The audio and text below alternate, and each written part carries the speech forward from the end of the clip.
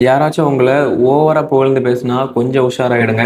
ஏன்னா, இன்னைக்கு புகழ்ந்து பேசின வார்த்தைகளுக்கு மயங்கி, தன்னோட உயிர விட்ட கழுதையோட கதைய தான் பார்க்க போறோம். அண்ட் உங்களுக்கு தினமும் கதை கேட்கறது பிடிக்கும் அப்படின்னா, நம்மளோட பேஜ ஃபாலோ பண்ணிக்கோங்க. ஒரு நாள் ஒரு நரி கழுதுகிட்ட வந்து, "நண்பா, காட்டுக்கு ராஜாவான சிங்கம் உங்க அழகையும் திறமையும் பார்த்து வியந்து போயிட்டாரு. இதனால உங்களை இந்த காட்டுக்கே ராஜாவாக்க போறாருன்னு ஆசை காட்டி சிங்கத்துக்கிட்ட கூட்டிட்டு போச்சு." சிங்கத்துக்கிட்ட போன உடனே அந்த கழுதையோட காதை சிங்கம் கடிச்சிருச்சு. எப்படியோ தப்பிச்சு வந்த அந்த கழுதை நரிக்கிட்ட, "என்னது இது, ராஜா ஆக்குறேன்னு சொல்லிட்டு என் காதை கடிச்சிட்டு வச்சுட்டாரே" அப்படின்னு சொல்லுச்சு. அதுக்கு அந்த நரி, "அவசரப்படாதீங்க, உங்களுக்கு ராஜ மகுடம் சூட்டணும்ல, அதுக்கு உங்க பெரிய காது இடைஞ்சலா இருக்கும், அதனாலதான் அதை எடுக்க பார்த்தாருன்னு சொல்லுச்சு. இதையும் உண்மைன்னு நம்பி அப்படியான்னு சொல்லிட்டு திரும்பவும் போகுது அந்த கழுதை. இந்த முறை போன உடனே சிங்கம் கழுதையோட வாழை கடிச்சு வச்சிருச்சு. வழியில துடிச்சுக்கிட்டே வந்த கழுதை, "இப்ப எதுக்குப்பா என் வாழை கடிச்சாரு?"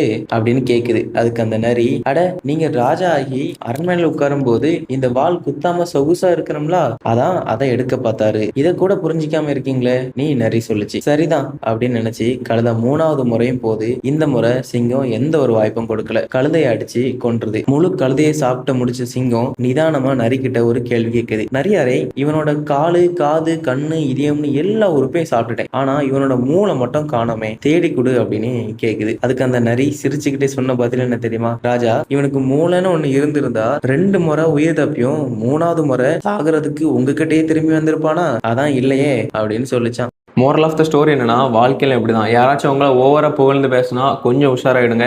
ஏன்னா, ஏமாத்துறவங்கள விடவும் ஏமாறுறவங்க மேல தான் தப்பு அதிகம். அண்ட் இந்த ஸ்டோரிய உங்க கேங்ல யாரை ஈஸியா ஏமாத்த முடியுமோ அவங்களுக்கு அனுப்பிவிடுங்க. அண்ட் நாளைக்கு இன்னொரு ஸ்டோரியில பார்க்கலாம்.